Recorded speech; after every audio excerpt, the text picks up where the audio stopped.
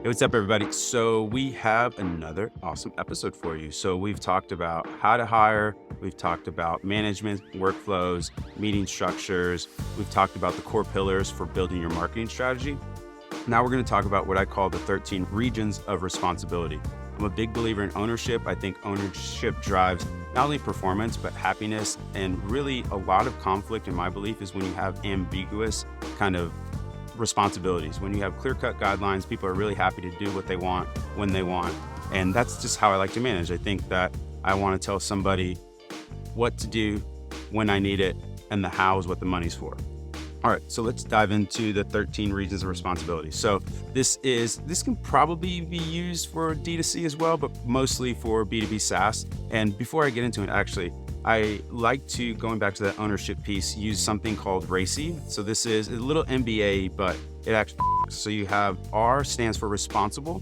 So these are actually the people doing the deliverables. These are the people that are actually doing the work. Then you have accountable. Accountable can only be one person. This is who you high five or yell at. This is the person that owns the project. And the person can be responsible and accountable, but only one person can be accountable. And then the C stands for consulted. So if I need to consult something on this, whether it's my head of sales, product, something like that, I want to bounce this idea off them and see what they have to say about it.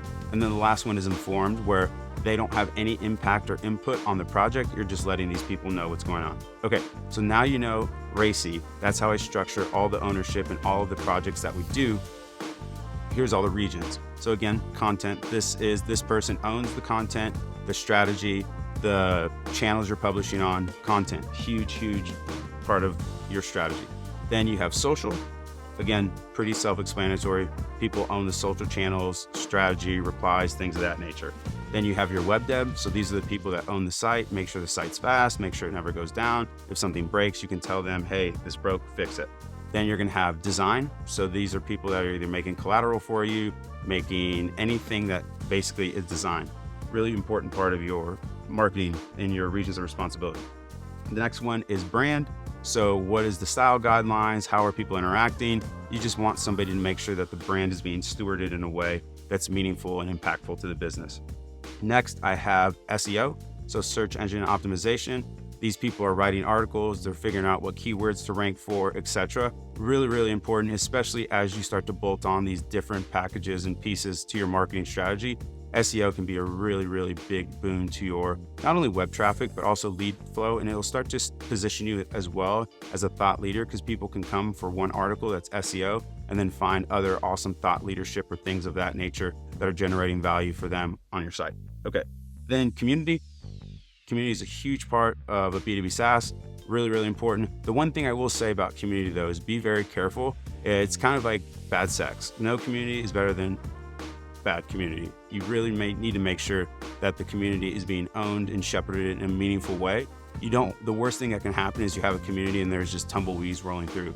If you don't have the resources or bandwidth to put behind community, don't do it, save it to the last. The next thing is partnerships, influencers, and sponsorships. So this person is involved in making sure all the partnerships is going down, sponsorships, influencers, are we spending money in the right ways? Really important, really hard role actually to hire for, but super important when you're building out your team and assigning your regions of responsibility. The next thing is lifecycle marketing. So people come into the funnel, what happens then? This is either built in HubSpot or whatever kind of drip campaigns you have, but this person came through this door, now let's drip this content on them. This also can happen after the post-purchase as well, where you're really building up that awesomeness of your brand, showing them how to use the product, cool shit like that. Lifecycle marketing, really important, but can kind of come a little later in a lot of areas, because if you don't have a bunch of traffic, you really need to go hunt and kill, and acquisition should be the number one thing for you. But as you start to bolt on more things to your strategy, lifecycle marketing becomes really important, especially as you grow your user base and you care about your net dollar retention, you're trying to combat churn, things of that nature. Lifecycle marketing, super important. The next one is growth. So growth is obviously incredibly important. These people are running your funnels. They're making sure everything on the website is fast, awesome, structured in the best way. They're really not on the hook for tracking, but they need to understand how everything's being tracked, what attribution models do you want to use. Growth, really important, and I think it's one of the first things you should bolt on to your marketing team is a growth person. You can usually get them out of house. You don't necessarily need to bring them in-house, but a growth person is super, super necessary. The next thing is product marketing. And so product marketing, I bifurcate that from education, as you actually have to have the product for this information to be valuable for you. And so this is either doing go-to-market launches, tutorials, things of that nature, but it's all product specific. Like if I don't use the product, this information will not be very useful to me. Product marketing, also a very, very hard role to hire for.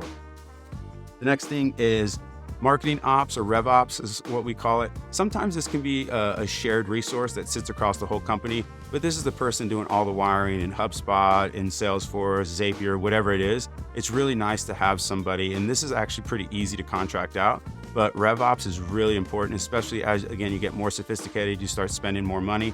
You really need to understand what the ROI is on the marketing buys that you're making.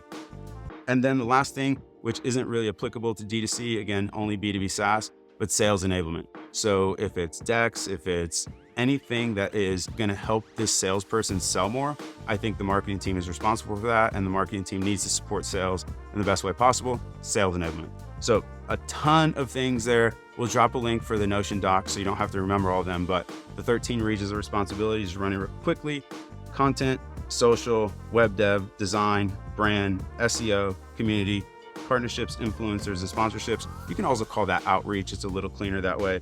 Lifecycle marketing, growth, product marketing, rev ops, marketing ops. Again, that can also be a shared resource as well, and sales enablement. And you just want to attach an accountable owner to that, and then who's responsible for actually getting the things done within that region. And then you can even go as far as attaching KPIs to each region to make sure that the people that are owning these things are driving forward business impact, all the fancy stuff.